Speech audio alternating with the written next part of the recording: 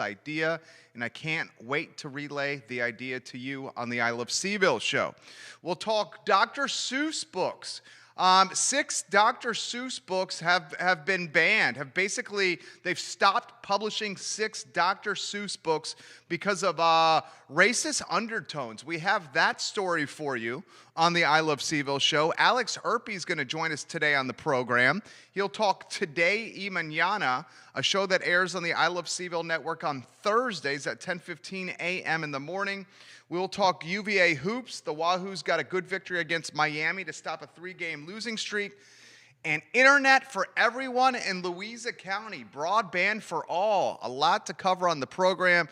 Judah Wickhauer is our fabulous director. Judah Wickhauer, we can start when you're ready.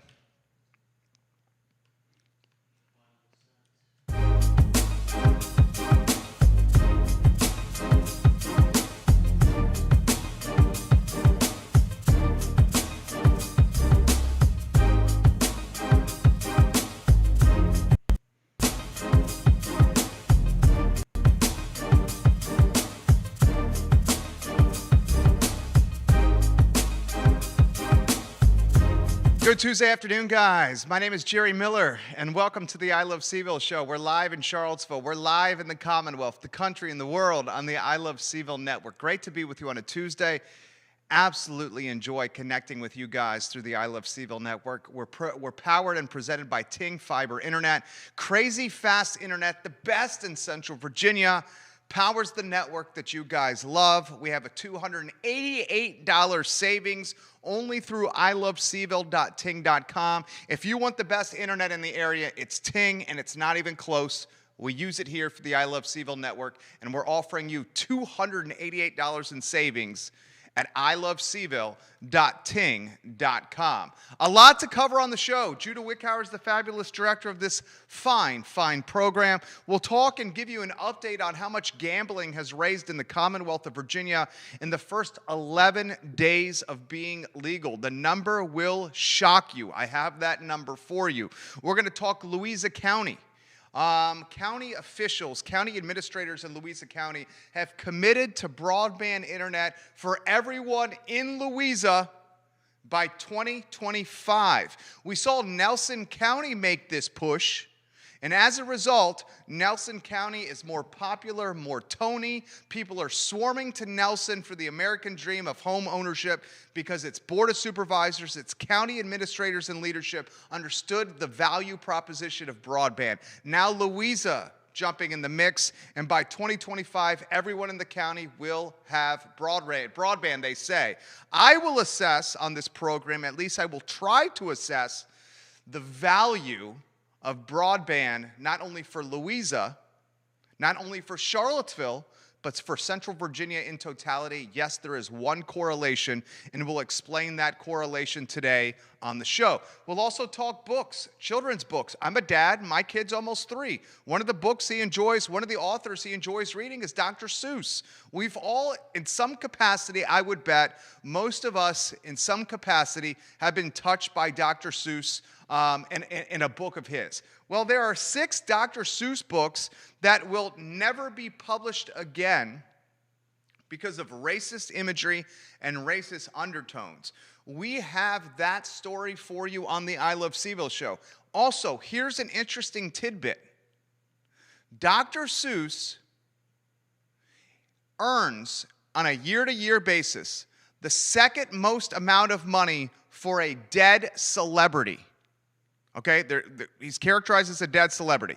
I'm going to let you know who is the number 1 top earner as a dead celebrity in the world. Dr. Seuss is 2. Do you know who is number 1? Forbes magazine has listed Dr. Seuss as the second highest paid dead celebrity in 2020. On this show, we will ask you who is the number 1 highest paid dead celebrity in 2020 according to Forbes magazine. Put your comments in the comment section. What are your thoughts? I'll let you know in a matter of moments on the program. We'll also talk Alabama football. The Crimson Tide have said, and they went on the record, their athletic director of Alabama, the University of Alabama, its athletic director went on the record and said, we're going to play in front of a full stadium, a full packed house in the fall when Nick Saban's Crimson Tide open up the season in September. Wow. That story for you. Alabama's not messing around. They're like, we want butts in the seats. We want a sold-out stadium. We want people to see Alabama kicking tail. Literally, Alabama said that yesterday. A lot you can see we're going to cover on the program. Johnny Ornalis, Paul Johnson, welcome to the show. Our friends in Nashville, Tennessee are watching. Folks outside Charlotte, and of course, everyone in Central Virginia. I got a fabulous photo from Restoration Restaurant in Crozet that I want to bring to you and to bring to your attention. Restoration Restaurant in Crozet, you should see what they're doing outside to accommodate diners and to try to drive interest and demand to Restoration in Crozet. That story coming up. Tag your friends. Let them know the show has started. Spread the love of the I Love Steve-O show. We work hard. The only thing we ask in return from you is to like and share the show. Judah Wickower, you're the director. Let's go to our first story about gambling. Guys, in fact, before we go to the first story, don't put it on screen yet. Don't put it on screen yet. I want to get this off my chest. Aaron King, hello. Welcome to the broadcast. I love you, EK. Tomorrow on the show, and it's not my news to announce, or I would do it right now. Okay? Tomorrow on the show, we will showcase an individual. I'm not going to say if it's a man. I'm not going to say if it's a woman. I will say this person lives in the city of Charlottesville. I will say this person is a known commodity. I will say this person has a mission to bring positive change to Charlottesville, Virginia. This person, born and raised in the area, bleeds Charlottesville. This person tomorrow at 12:30 will make an announcement that he or she is running for Charlottesville City Council. And that seat across from me, studio camera please, my friend Judah Wickower. This seat right across from me at 12:30, we will make news yet again on this network. With a new individual entering a race that I've said is the most important election in Charlottesville, Virginia history, and it's not even close.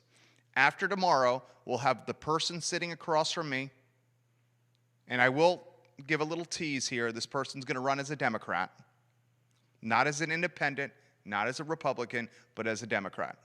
So after tomorrow at 12:32 or 12:33 p.m., after the Daily Progress, NBC 29, CBS 19, Seville Weekly, and all the media outlets watch this show to get the news, we will have the person across from me at 12:33 p.m. in the race for the most important election in Charlottesville history.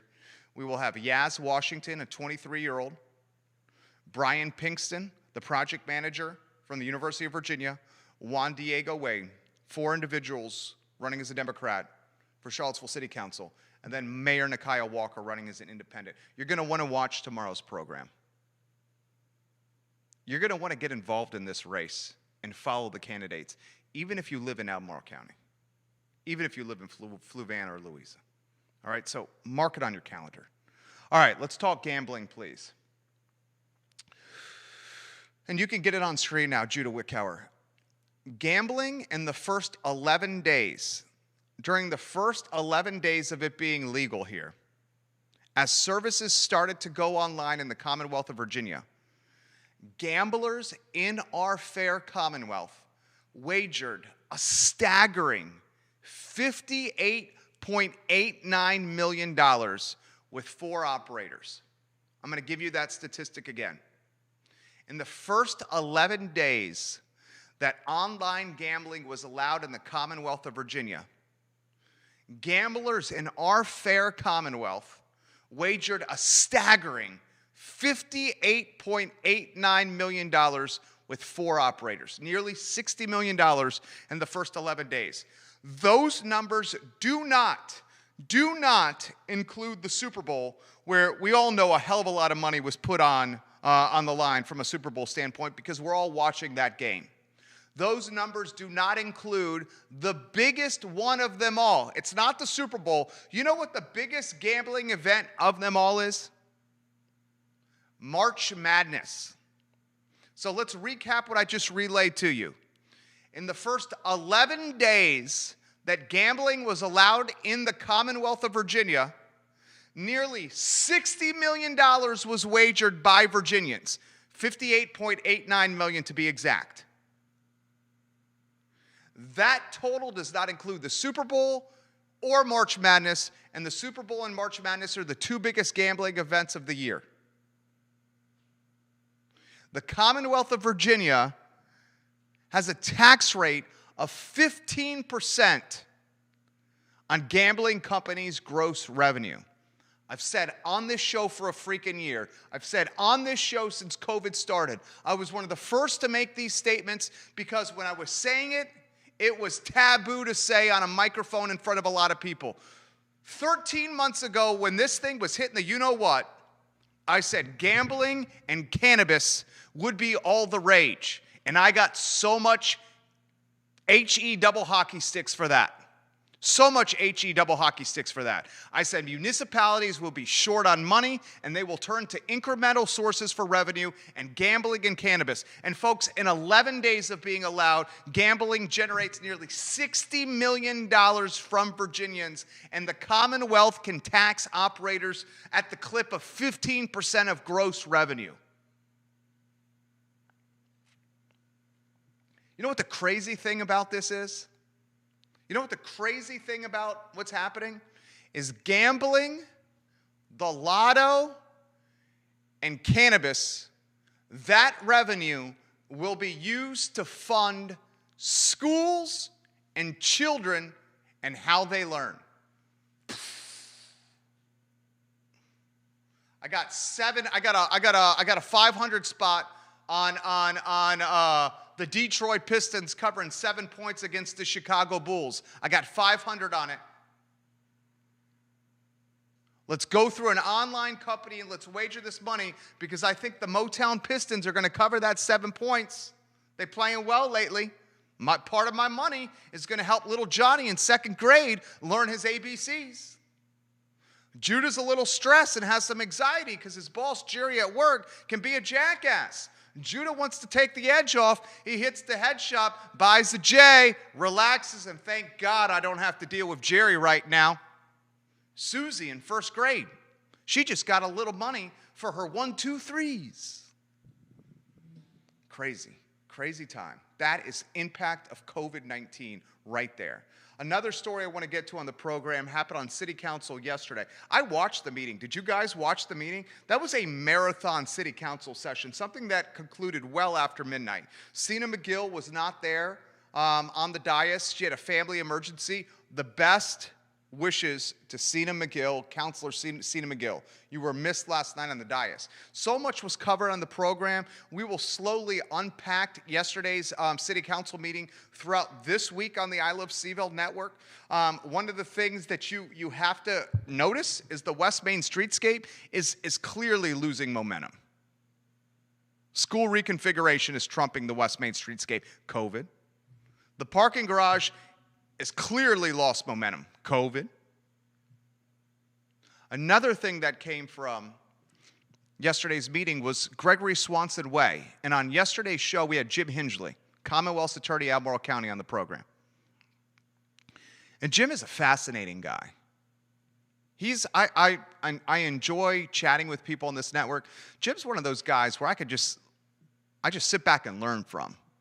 And he was talking about Gregory Swanson and the impact Gregory Swanson had on this community on the University of Virginia. Judah, you have some sound from Jim Hingley, right? All right, I'll count you down, sir, when to play the Jim Hingley sound on Gregory Swanson.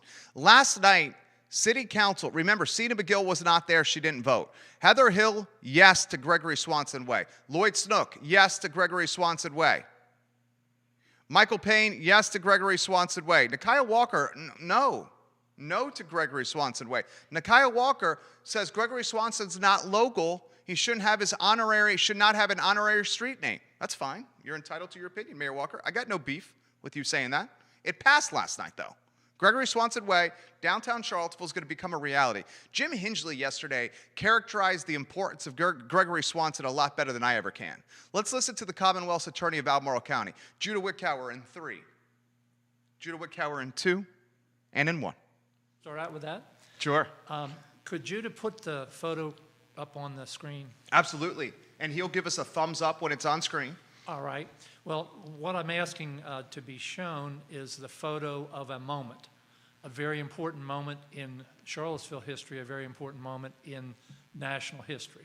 This is the moment when Gregory Swanson's case had just been completed in a Charlottesville courtroom, and I'll talk a little bit about that later. But his case had been decided that he, as an African American, could be admitted to the University of Virginia. Okay. And he's going to put it up. It's actually on screen now, and you will see it in a matter of moments. All right. And so this was after the court's decision had been handed down. This was a groundbreaking decision, a civil rights victory in September of 1950, a long time ago. And so this photograph was taken by the people who participated in the case after the decision was handed down, granting Gregory Swanson admission to UVA. And the picture was taken on 2nd Street, what is now known as Market Street Park. If you can see from the orientation of that photograph, it's on the small low wall that surrounds that park on the 2nd Street side. And of course, the reason that they took the picture there was the federal courtroom was in the library. And that's the library now, the Jefferson-Madison Regional Library, but back then it was a post office and a courtroom. So that was taken to recognize the importance of what had just happened here in Charlottesville.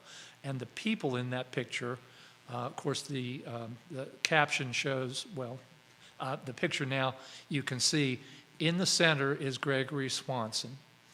And to the left, as you're looking at the picture, is Spotswood Robinson, an eminent civil rights attorney.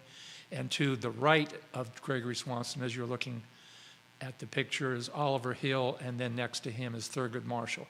These are civil rights heroes, national civil rights heroes.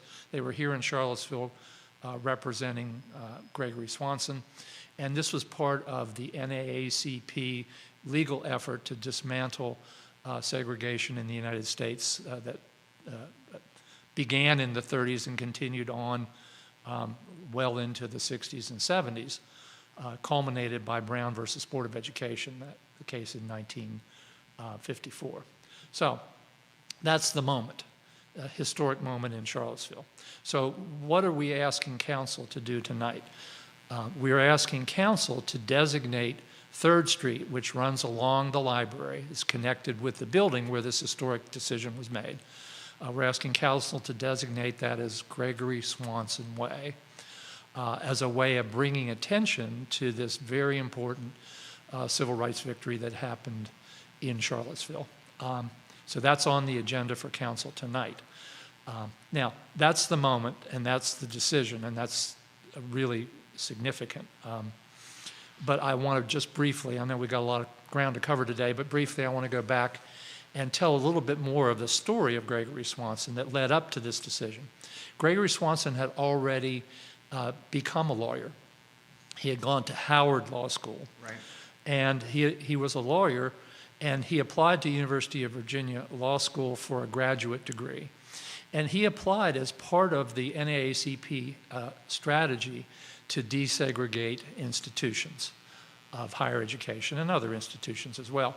But he was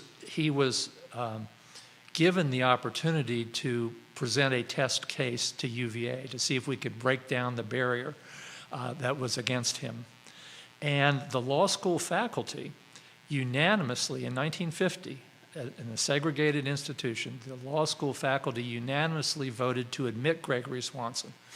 And I'm a University of Virginia Law School graduate, and I'm very proud of of the action that the law school faculty took back in 1950 to integrate UVA. Now, how did Gregory Swanson get into court if the law school faculty said, come on and be a student here? Well, the Board of Visitors said no. And so Gregory Swanson, with the assistance of the NACP legal team, sued the Board of Visitors.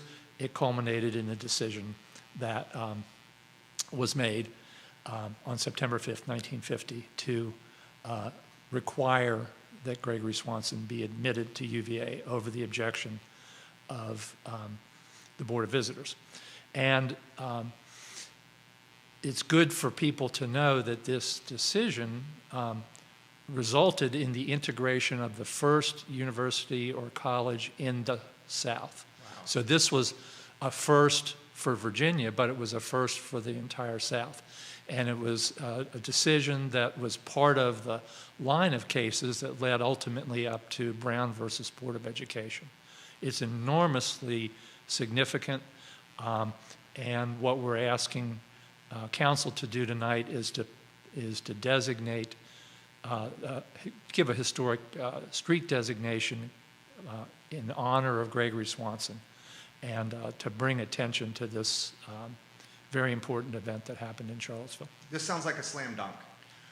This sounds like a slam dunk. I mean, we have an African-American gentleman who is making historical grounds here, breaking the color barrier at the school here in Charlottesville. I mean, this sounds like a slam dunk. Well, we're very happy that council is considering this, and we're very hopeful that council will see this, as you describe it, as a slam dunk. Jim Hingley, guys, Albemarle Commonwealth's attorney, joined us yesterday on the show. Here's the beautiful thing I love about this network and this show is yesterday we could be talking with Jim Hingley, Commonwealth's attorney, Albemarle County, and today we're talking about the action that council took. And by a 3-1 vote, again, Sena McGill not at yesterday's meeting due to a family emergency, by a 3-1 vote with Payne, Hill, and Snook voting in favor, Gregory Swanson Way is now a reality. Mayor Walker dissented. She reiterated in yesterday's council meeting her objection to naming a road in the city of Charlottesville to someone who was not local. From my standpoint, this is the exact story that should be identified with a plaque or some signage around Charlottesville.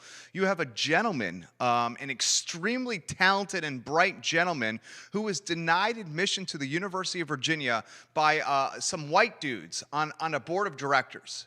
And this guy is as talented, if not the most talented guy potentially in this law school. And because of his skin color, he was not allowed or was given resistance to come to the university literally by the board of directors of the school. Okay? This is the exact type of story that we should be championing, the exact type of story that we should be honoring, the exact type of legacy that we should be pedestaling. Because it influences the next generation and says, look, perhaps in more difficult times, Gregory Swanson pursued his dreams, and he didn't stop fighting for his dreams. That's the message we need out, especially as we're struggling with COVID. We don't stop fighting. You know what I say to my kid now? My kid is almost 3. And my kid, I don't know if your kids are like this. I'm sure they are. I'm new at this. We got one. He's not even 3 yet. There are times he gets frustrated, whether he's playing sports with dad or mom is asking him a word to read in a book and he's not sure what it is, or he's confusing orange and red, whatever it may be. Sometimes he gets frustrated, like we all do. And he'll say, he's having this great word explosion. Over the last 90 days, Mom and Dad have been so proud because our kid is just exploding with his words. It's like all of a sudden things just started clicking for him.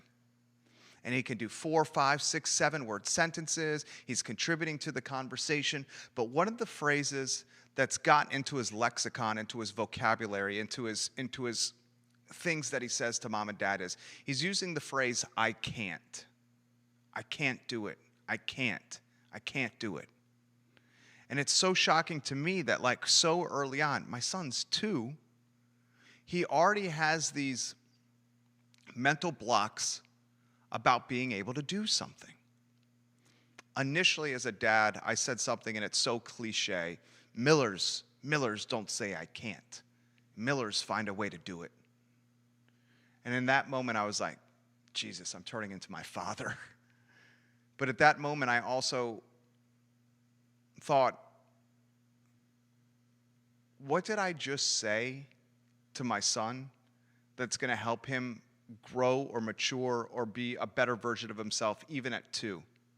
Me saying to him, Millers don't say I can't. They just figure out a way to do it. That's not parenting. That's some kind of cliche jargon that my father used to say, and his father used to say to him, and probably my granddad's father, my great-granddad said to my granddad. So I sat back and I'm like, maybe what we need to do is figuring out why Trey is struggling with the action he's trying to do, and instead walk him through the steps of fulfilling or actualizing the activity that he's trying to do in the moment. So let's take shooting a basketball into a hoop in the living room because Daddy loves sports. And we give him a basketball, and gradually we get him to step further back from the hoop and raise the hoop a little bit higher. Well, 2 days ago, the Fisher-Price hoop, you all know the one I'm talking about, the plastic one that has different levels, that comes with a little ball that's about the size of a size 2 or size 3 soccer ball. It's a real small ball, okay? I put the hoop a little too high and a little too far away from him. And his jump shot, if you call it a jump shot, kept coming up short.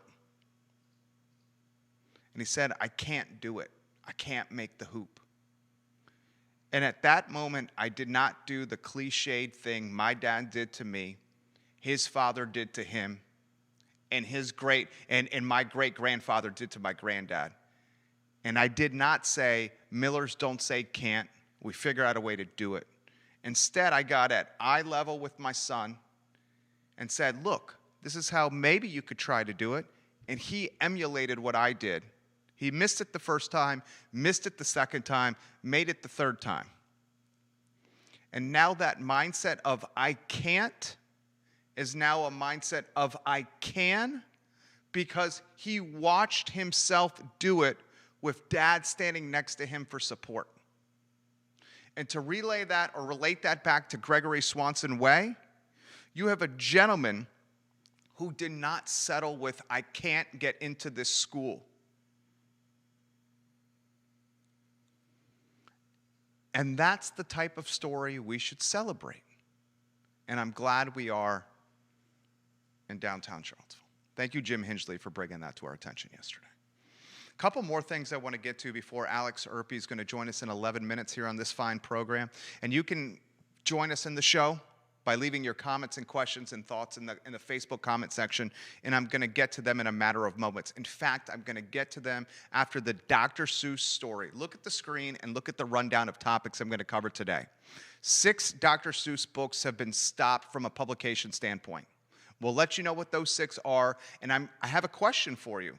Of every dead celebrity out there, Forbes magazine said Dr. Seuss was the second highest earner of dead celebrities in 2020. Do you know who number 1 is? Alex Irpe. Not Elvis Presley, but a very good guess, my friend Alex Irpe. Who's number 1 dead celebrity that grossed the most money from his or her brand despite being 6 feet under in 2020, according to Forbes magazine? Before we get to that, a couple other items I want to get out of the notebook. Let's get the Louisa County headlight on screen, please, Judah Wickhauer. Louisa County leadership, Louisa County government, Louisa County administrators have said by 2025, all of Louisa County will have broadband internet. This is a big deal. Why is this a big deal? Because certain aspects of Louisa, just like certain aspects of Albemarle, just like certain aspects of a lot of Central Virginia, have no access to consistent, legit, fast internet. Can you imagine being in COVID-19 as a mom, as a dad, as a kid, as someone who works, as someone who has to learn in school and not have access to internet? That's why when I run for office, and I undoubtedly will, it likely will be the Board of Supervisors of Albemarle County. We have to prioritize broadband internet as if it's electricity or running water. If we had families in Central Virginia without running water or electricity, we would be making a huge deal. Not having internet is the same type of situation. Louisa County said by 2025, all homes and businesses in the county will have broadband. This was made possible by a partnership with the county, Rappahannock Energy Cooperative, Dominion Energy, and the Central Virginia Electric Cooperative Firefly Fiber Broadband Program. So here's the question you have to ask yourself. What's the impact Louisa County broadband in 25 for all residents and rooftops? What's the impact of Nelson County broadband? Was it 22, 23, 24, something like that? Right around the corner. Nelson County is going to get this done before Louisa. I think it's 23. I'll ask Jesse Rutherford, Board of Supervisors, of this. This is my prediction. Charlottesville, the city, and Albemarle County are obscenely expensive. We're not building homes at the rate we need to build in either Charlottesville or Albemarle County. The University of Virginia is creating a couple hundred new jobs every year and then attracting people from outside Central Virginia with these new jobs. In the process of attracting folks outside Central Virginia to these new jobs at the university, it's creating more competition and demand for home ownership in a 60-mile radius around Charlottesville. Let's call that Central Virginia, a 60-mile radius around the city. As a result, as Albemarle and the city of Charlottesville become more cost prohibitive for many families to live and enjoy, the next layer of municipalities, Nelson, Fluvanna, Greene, Louisa, Orange, Gordonsville, they will become popular, in vogue, Tony, and the talk of town. We're seeing it now with Waynesboro. The municipalities in that next layer, the ones that can solve the broadband conundrum the fastest, are the ones that are going to reap the return on investment. Nelson County, its real estate market is going gangbusters. Nelson County is going to reap the benefit of real estate tax revenue because it had the vision of rolling out broadband years ago. And folks, people that can't afford to buy a home in Charlottesville and or Albemarle will then look immediately to Orange, Louisa, Greene, Fluvanna, Madison, Waynesboro, the Shenandoah Valley. You get my drift. When they do that punch list of where they're going to buy a house, I can assure you, very high atop that punch list is consistent broadband internet access. Because mom and dad are working from home, or little Johnny or little Susie might have to do hybrid remote educational learning from the coat closet or the spare bedroom. This is a big deal for Louisa. And the reason we know it's a big deal is look what happened to Nelson. And they were the first ones to really say, we're going to prioritize and double down on this. Follow it closely. As broadband goes, real estate values go. I will say that again. Follow it closely. As broadband goes, real estate values go. The next topic on the program is a Hall of Fame for athletes that have played sports in Central Virginia. Not just athletes, but African-American athletes that were overlooked. Their athletic prowess was overlooked because of the color of their skin. Jeff Burton joined us on Real Talk, a show we do at 10:15 a.m. on Tuesdays and Friday mornings. And Jeff Burton is atop a charge, atop a group that is looking to raise money for an effort we absolutely believe in. Can you imagine the value of an African-American Hall of Fame or Walk of Fame?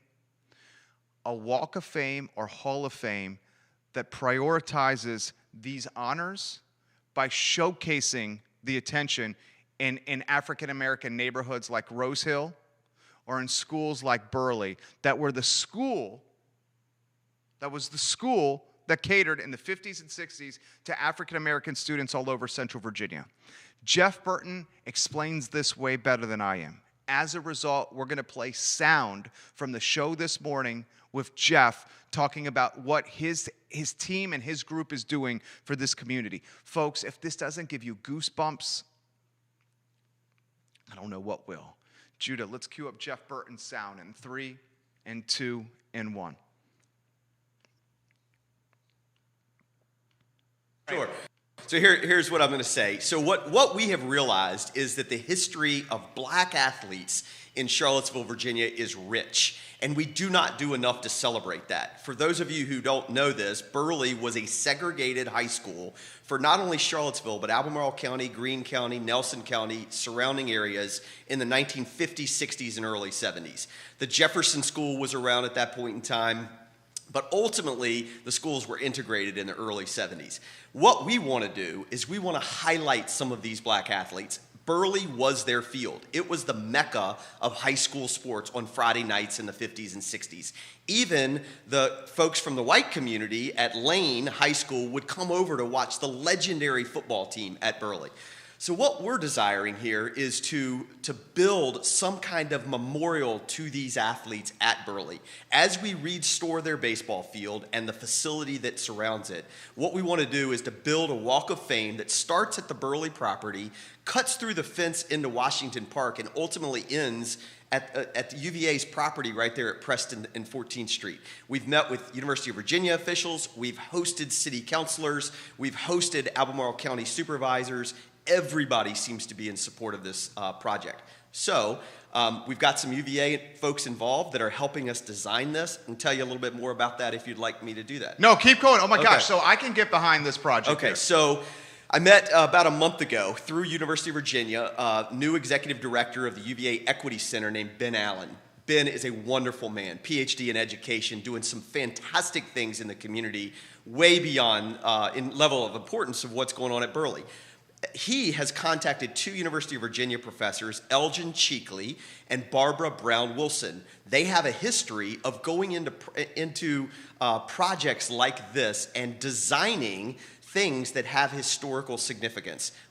But to add to that, what they often do is find the residents that are most affected by these projects, and they'll invite those residents into the planning and design process.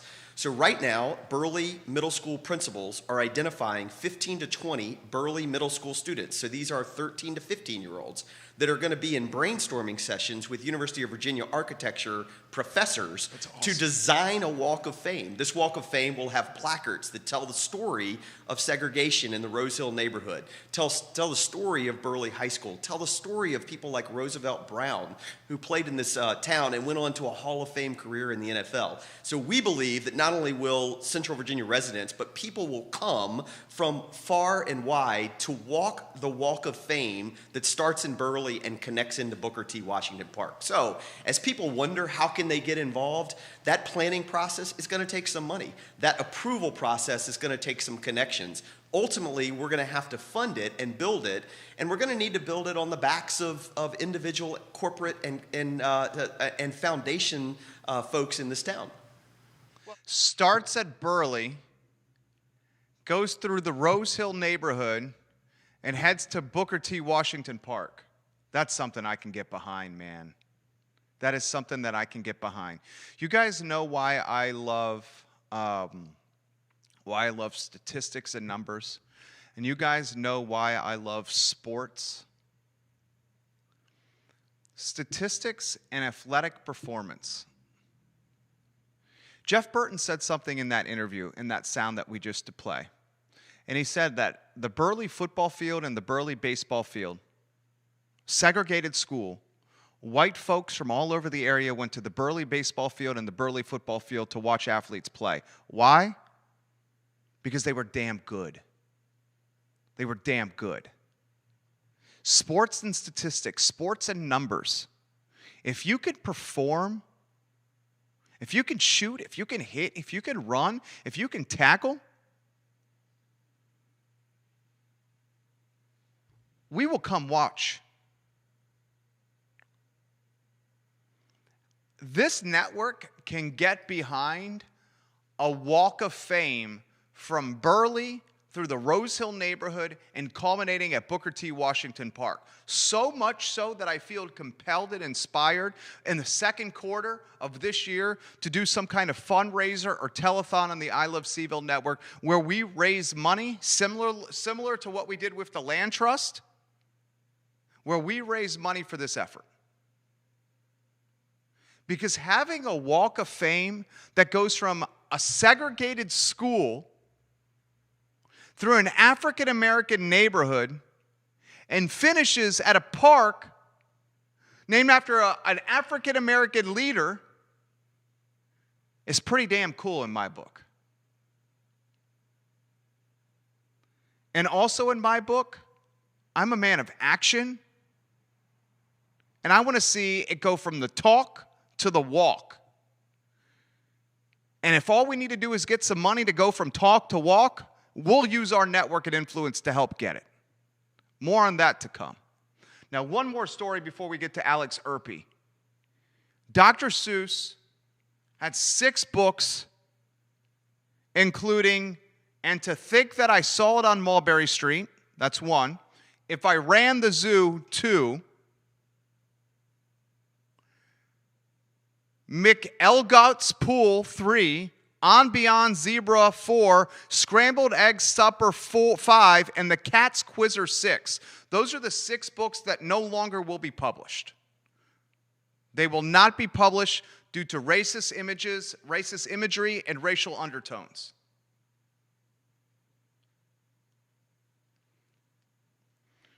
I'm fine with that.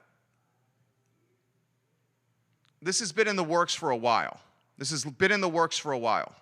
In researching and reading this story, this is a statistic that I found interesting. In the year 2020, Dr. Seuss earned the second most amount of money as a dead celebrity in one calendar year. Again, I'll give you the stat again. 2020, the calendar year 2020, Dr. Seuss earned the second most amount of money of a dead celebrity of any dead celebrities out there. Who do you think was number 1? Stephanie, friend of the program, says Kate Spade. Good guess, Stephanie. Not Kate Spade, but very good guess. Alex, who's coming on the show, says Elvis Presley, King of Pop. Good guess. Not the King of Pop. Olivia Branch says Kobe Bean Bryant. I love Kobe Bryant. Anytime my son and I take jumpers in the living room, when we shoot the jumper, and it's in particularly cute when my son says it, when he shoots the jumper, he says Kobe. Or if he wants to play basketball, he says, Dad, want to play Kobe? It's not Kobe Bryant, though. Vanessa Parkhill and Paul Johnson, you have both got it correct. It is Michael Jackson, the King of Pop. Michael Jackson, the King of Pop. He earned, I have it right here. I found this statistic very impressive. Michael Jackson, the King of Pop, is the number 1 earner of any dead celebrity. Dr. Seuss is 2.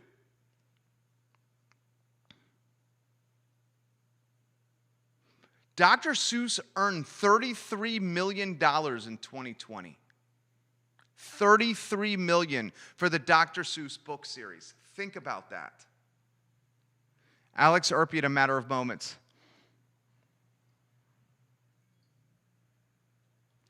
This is a fair statement, Herb. Herb Porter, one-time neighborhood association president of Fifeville, friend of the program. Tremendous respect for Herb. He said, sports in America is and has been the great racial equalizer that is celebrated as misguided evidence of racial equality. I think that's fair. Herb. So you would think that when you step on a basketball court, if you can shoot a basketball, if you can play defense, if you can attack the rack off a dribble, if you can make your free throws, if you can D up, if you can box out, you would think if you're on a basketball court, no matter what you look like, the people in the stands or the folks watching at TV would be like, this dude can play, this lady can play, I don't care what she looks like. Jackie Robinson would say otherwise. Hank Aaron would say otherwise. Willie Mays may say otherwise. Kareem Abdul-Jabbar may say otherwise. Muhammad Ali may say otherwise, just to name a few. to Herb's point, Herb is making the point that once you're on the gridiron, the baseball diamond, the soccer pitch, it's just about performance and nothing else. I guess you can say that to the European soccer players that get called the N-word in front of 100,000 people playing a soccer game, because that still happens. So to Herb's point, he's saying we have a long ways to go. And that's a point well taken, Mr. Porter. Very well said. Thank you for keeping me on my toes, sir. And thank you for the kind words about the story with Trey. All right, let's do this. Let's welcome Alex Irpe to the show. Alex Irpe is the CEO of Emergent Financial Services. He and his father, Xavier, have a phenomenal program called Today y Mañana, which airs Thursdays at 10:15 a.m. on the I Love Seville Network. Judah, we have him on the line, the CEO of Emergent Financial Services. My friend, how are you? I'm doing well, Jerry. How about yourself? I'm doing well. What's tickled your fancy so far, Alex Irpe? Oh, I've enjoyed the show so far. I love the Wall of Fame I was watching, and the Dr. Seuss. I had no idea who was the number one. In fact, so to be fair, my brother Nicholas told me to say Michael Jackson, and I ignored him and said Elvis. So that goes to show you who are some of the brains behind Emergent. You see my face, but Nick has the pitch back there. Emergent Financial Services, very much a family business. Alex, his brothers, his father, Xavier, they offer prudent, honest, fair financial advice to their clients. All right, so much I want to cover with you. We're going to obviously highlight Today y Mañana tomorrow. I want to talk about the market yesterday. It was absolutely on fire. It was. What did you think happened yesterday? What did you think with the market performing well? We don't have to talk specifics if you don't want to. One of the things Powell said in the middle of last week, Powell was saying, look, we're going to have to keep interest rates very low for here to come. The market responded by popping when Powell made that comment. How much do you think that pop had to do with what he had to say? And I guess, where do you see it going from here? And then I have some specifics for you. Mm-hmm. No, I mean, absolutely. I think it has an impact. And we've seen this really, I would say, I mean, my father would certainly say since at least 2008, where one of the largest impacts on the markets at this point is the Federal Reserve and the central banks of the world. I mean, if you think ours is active, consider that the European Central Bank buys stocks. The Japanese central bank, I think, owns huge quantities of funds that are in the Japanese markets. So what you're seeing here, and granted, our Federal Reserve does not buy stocks at this point, but one of the major changes that happened in 2020 in the middle of the pandemic, for the first time ever, the Federal Reserve bought ETFs, which are like mutual funds of bonds. And so that was an enormous change. And so what we're seeing, I think, is the Federal Reserve has made it very clear they do not want the stock market to go down, and that all they really have to say to do that is to make some kind of promise. In other words, interest rates will stay low. The free money that we create from putting zeros, digitizing in the banking system will continue. There may even be a point where, in Japan, they have literally pinned certain rates. They have said the 10-year rate will not go beyond this number, and we have committed to printing as many yens as necessary to ensure that happens. And the market always responds the same way because that's where the money flows at this point in time. And so I think people just have to be aware that doesn't mean a full-blown market correction. I mean, corrections happen, crashes happen. It happened last year, went down 35%, the market, and then came back. But just to be aware that the Federal Reserve is an active player at this point. They may not be buying stocks, but the way they talk, the things that they talk about, they're backstopping the economy. How they talk is backstopping the economy and creating consumer confidence. So in a lot of ways, they're stimulating consumer confidence. I know Powell did this past week. The question I have for you is, and we're about to have another round of stimulus potentially coming down the pipe here. When do we start worrying about inflation? When do we start worrying about all this money coming into this economy, into this ecosystem, locally, statewide, nationally, globally? And when do we start worrying we're hurting us?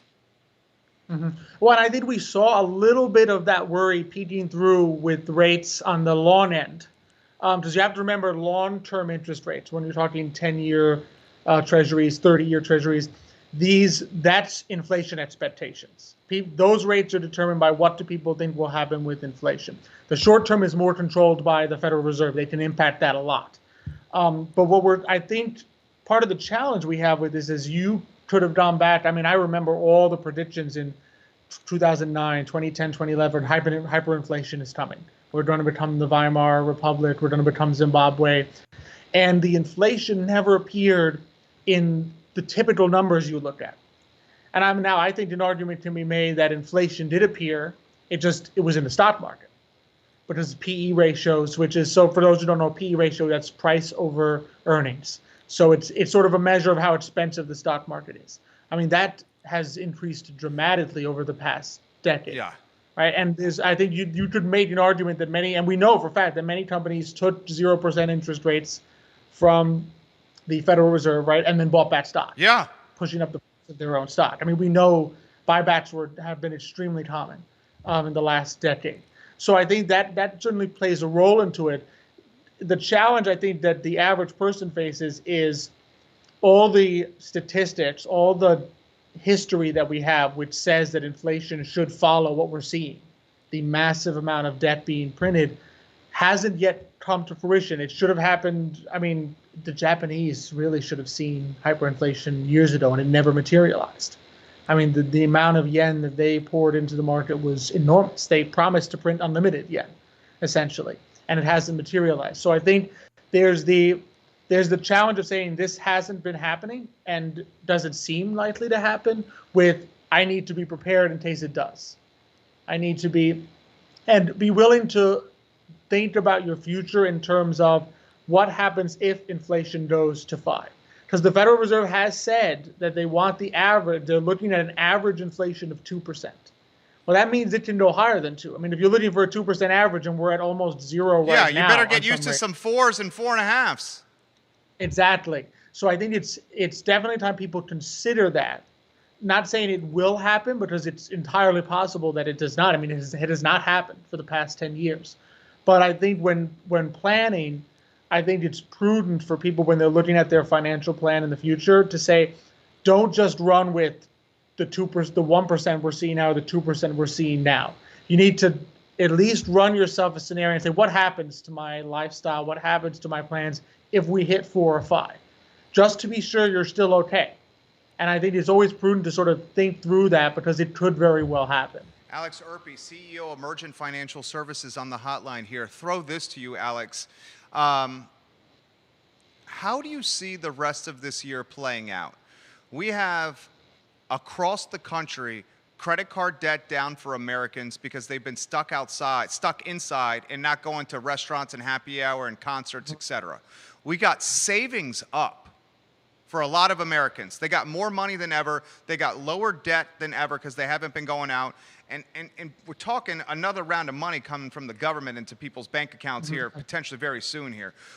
Do you see Q2, Q3, and Q4 as just gangbusters? And maybe localize it, if you could, for Central Virginia here, kind of like a macro theme that's localized a little bit for the rest of the year for Central Virginia.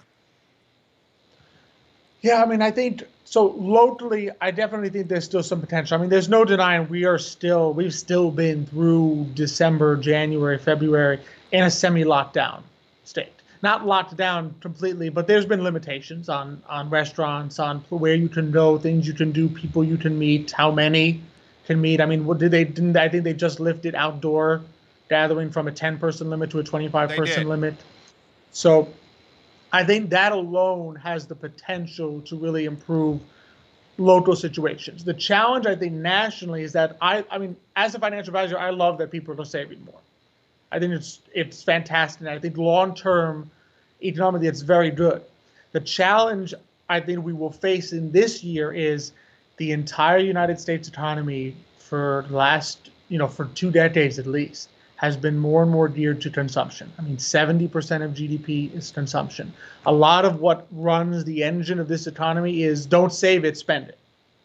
And so if people aren't spending it, if we've developed new habits, I think there's the potential that things won't look as gangbusters initially as we might expect. Interesting. So you because think people are social not gonna go back. behavior, obviously we know social behavior has changed. I mean, dude, the other day, I think I mentioned this to you. I tried to open up the door to the Macklin building. There's a beautiful lady coming in the building. I opened the door for her and to just be a gentleman. And she freaked out because I was so close to her while opening the door. I mean, it just shows you that COVID is potentially changing chivalry, which is changing human behavior. So you think human behavior in this 12-month period could have been changed so much that Americans don't spend at the clip that they once did? I mean, I certainly think it's possible. We saw it actually in 2008-09. I mean, there was a massive stimulus early in 09. And they did it a little differently. You got that via earned income tax credit rather than a direct check to your bank account. But the impact of successive stimuli was not as powerful as the numbers in terms of theory would have predicted. And part of the reason for that was because we were in a recession, people took the stimulus in 09 and said, I need to save this in my pocket because if things don't get better, if I don't get my job back, I'm going to need this money. So I can't go out and spend this money. And so that had an impact in terms of things not being quite as effective as we would have guessed, as the economic theory would have suggested in 08-09. And I think that's a possibility. And I'm not saying necessarily that it's a bad thing in terms of long term, because I agree with you completely. I mean, you cannot run huge debt as a people, not even just government-wise, but as a people forever, and expect things to not eventually come to a head, to really dampen your, I mean, there's a lot of long-term theories that say the large amounts of debt dampen your growth. You can't grow when you have huge quantities of debt hanging over you, in a sense. And so reducing that, I'm not sure is necessarily a bad thing. I just do question whether in the short term, we may be looking at GDP and say, well, maybe we're not going to go gangbusters. We've come back a huge way from, a minus 30 in the second quarter last year to, I think for the year, we're looking maybe at a minus 6 or so when all the numbers are in coming back. What was it in February 2020? February 20, the decline? What was it before? Where were we at before COVID? Before COVID, I think so. The previous year, we've been approaching 3. But we have not hit 3% GDP growth in a decade. The closest we got, I think, 2017, we got to 2.9% GDP growth, right? And last year, obviously, was a decline in growth. My suspicion is I don't think we may not necessarily see us come all the way back to where we were pre-COVID in a matter of months, and so we're still looking at numbers that in any other scenario would be recession. But of course, given where we were at COVID, they look good because of the strength of that recovery. But I think it's sort of incumbent on us to realize, all right, we may not get all the way back as quickly as we'd like, just because of changes in behavior. I mean, even you look at Charlottesville, I think there's the potential that I can see just from their numbers, people's numbers nationally on returning church attendance, on returning other places, that people may be reticent to come back to certain activities, even if they're legally opened. It's very hard to pull back, I think, a fear factor. And let's face it, COVID was scary. I mean, 500,000 Americans deceased is scary. It doesn't matter that you may reach a point where a lot of people are vaccinated, things are legally open, the government says you can do these things. There's going to be, I think, the segment of the population that says, I still don't feel comfortable. And that slows your recovery there and puts into question when you're thinking of saving, all right, or investing in the markets. Okay, at what point does the markets recovery not quite line up with the actual economic recovery, and do I need to worry about how they converge? Because if the economy is not going to reach the markets, do the markets have to come down to reach the economy? And weigh that against, I think, the efforts by the Federal Reserve and others to say, no, we're going to do whatever it takes to make sure that doesn't happen. Whatever it takes to keep it afloat, we will do, and that'll push the markets back up. So it's just a matter of weighing on balance and getting in. I would say the key to all of this is always getting in frequently. There's a beautiful thing in saving called dollar cost averaging, where if you put $100 every month, some days you're going to buy high, some days you're buying low, some days you're buying in the middle, but over time, you're making sure that you're never trying to time the market. You're never trying to pick the bottom or pick the top. You just want to be there all the time. You want to be consistent. And I think that's what people are going to have to look at, I think, this year. Because last year, let's face it, there were a lot of winners last year. Oh my gosh, I know, dude.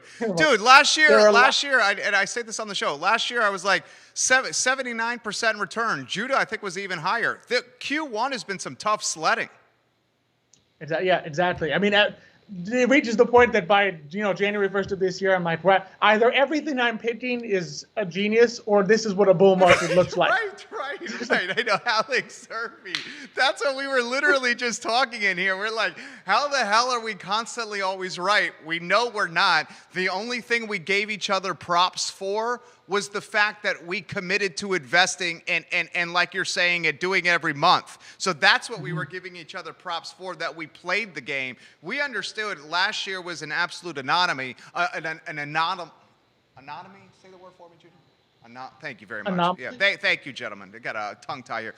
This year's been tough sledding. I love this dude, Alex Irpe of Emergent Financial Services. How about tomorrow with Today y Mañana? What do you and Xavier have planned? Or Thursday, excuse me, Thursday. Thursday. Yeah. It's going to be, Thursday is exciting. So at Xavier and I, we're going to do some talks on, in terms of finance themes, how to think sometimes. I think sometimes in different areas of life, we have themes that we want to follow, things we become interested in, ideas that we want to follow, and how do we put that into investing? How do we balance okay, I want my portfolio to be, secure in certain areas, but I have this theme that I'm really interested in. How do we look at that?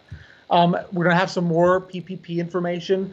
It's going to be really important. I mean, we got a 14-day window here where exclusively sole proprietors can apply for a Paycheck Protection Program.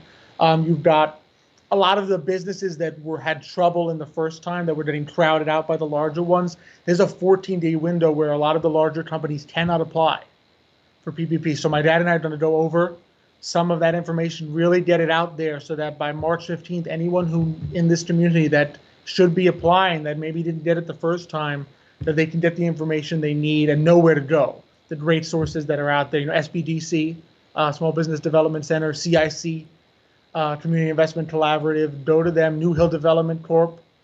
There's a lot of groups that have information to help with that. And then, of course, our big guest that we're really excited about is Claudia Cruz. So she's with Dulce de Leche.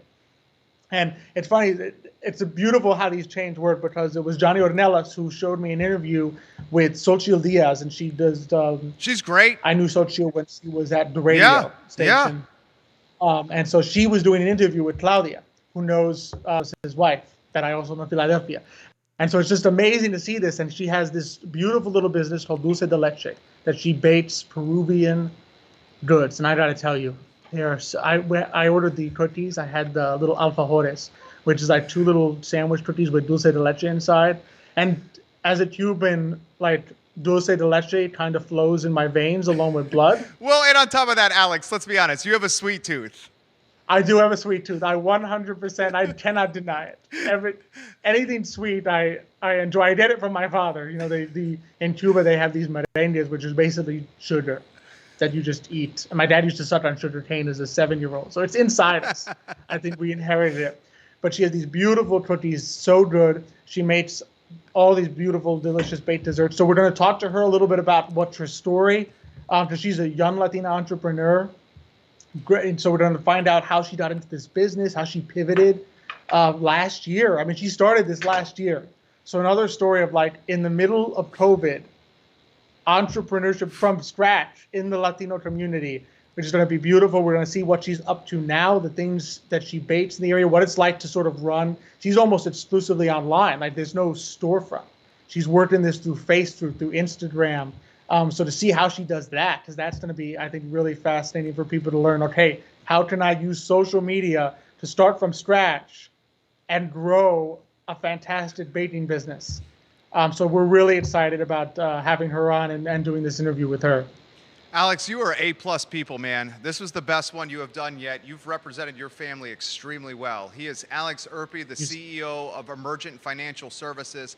Alex and Xavier Irpe host a phenomenal show Thursdays at 10:15 a.m. on the I Love Seville Network, called Today y Mañana. They are shining a bright, positive spotlight on the Latino community here in Charlottesville and Central Virginia.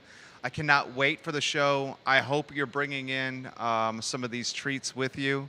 If you can we could persuade your guests. We will get them up on the I Love Seville Instagram. If we do, we can get Judah to take some photos so we can give her some exposure. Okay, we do? She's going to bring some treats for us. Okay, so, okay. Well, if my dad doesn't eat them all, we'll share them with you and Judah. Dude, I love when Xavier comes. 2 weeks ago, he brings me a fine bottle of liquor, and now on Thursday, Xavier's bringing some fantastic treats for us on the show. I love your family, dude. What do you say? Liquor and sugar. It's the Cuban way. It's the Cuban way. My friend, I can't wait to see you on Thursday. Thank you for joining us, and thank you for the knowledge. Absolutely. My pleasure. Thanks for having us on. Tell everybody I said hello.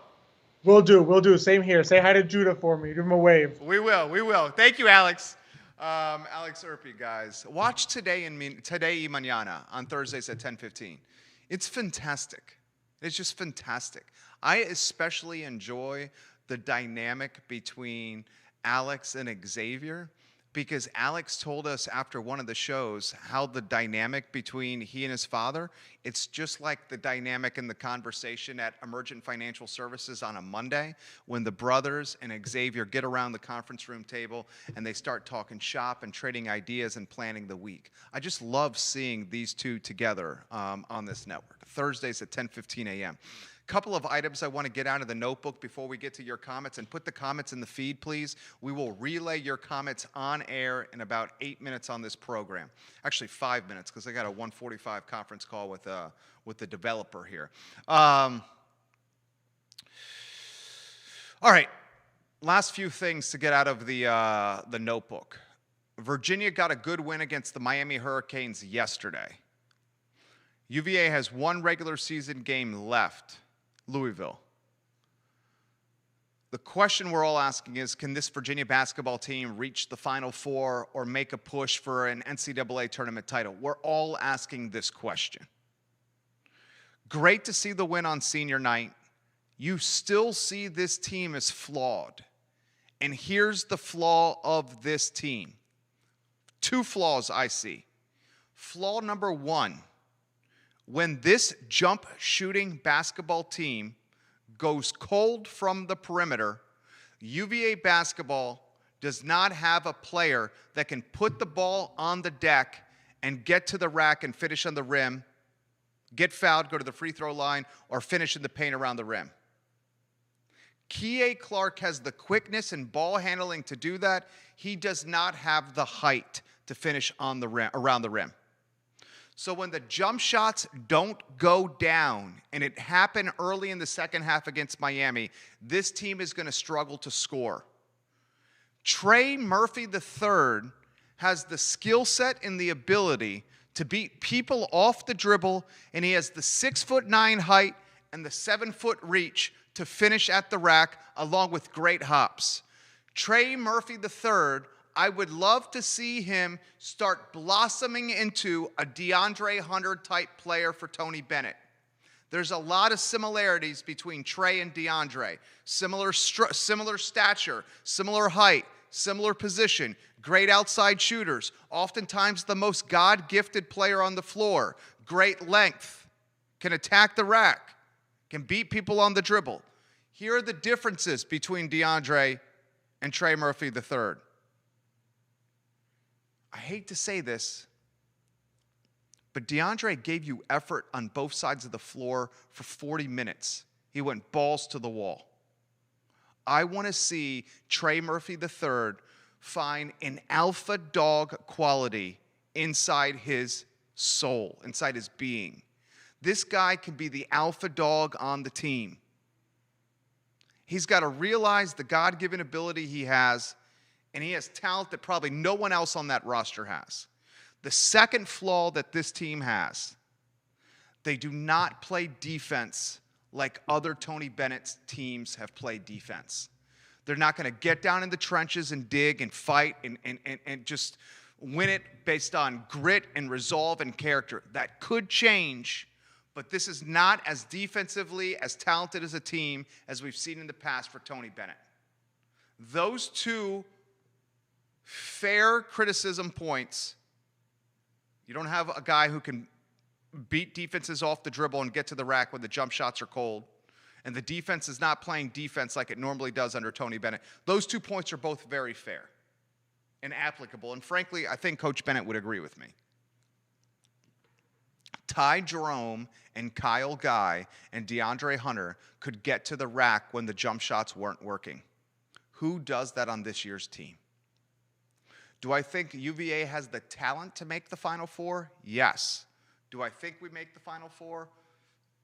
Only time will tell. It's going to come up to matchups in the NCAA tournament.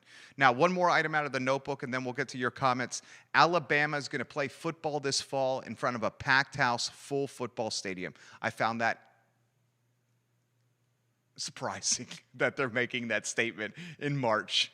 The first 2 days of March, and Alabama's athletic department is already telling the world, we will have a sold-out football stadium in Tuscaloosa, Alabama, with the Crimson Tide and Nick Saban open up the season in September. Wow. We'll get to your comments in a matter of moments. Remember, you can save $288 through Ting Fiber Internet. Use this link, iloveseville.ting.com, iloveseville.ting.com, if you want the best internet at the best price possible. Ms. Soto said, Claudia is a powerful Latino woman spreading the sweet flavors of Peru in Seville. Ms. Soto, I can't wait to try the sweet flavors of Peru in Seville. I'm going to give you a heart for that. Judah.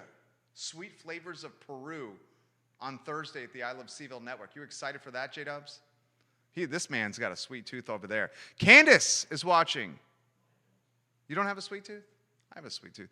Online buying isn't popular for certain products as in-person instant buying. All that residual spending adds up at the register. Same with food, houses, events, and gatherings. Just think, a party doesn't only affect the event center, but also the residual. Food and drinks, decorations, party planning, gatherings, photography, gift giving, etc. She's exactly right. The supply chain of in-person activity is so much more significant than the supply chain of this digital Zoom world that we're living in. Just think of work meetings via Zoom. Yes, you may spend some meeting on Revlon and on makeup to look good from chest up. Fellas, you might have a nice Brooks Brothers on, but you don't care what's going on below your waist.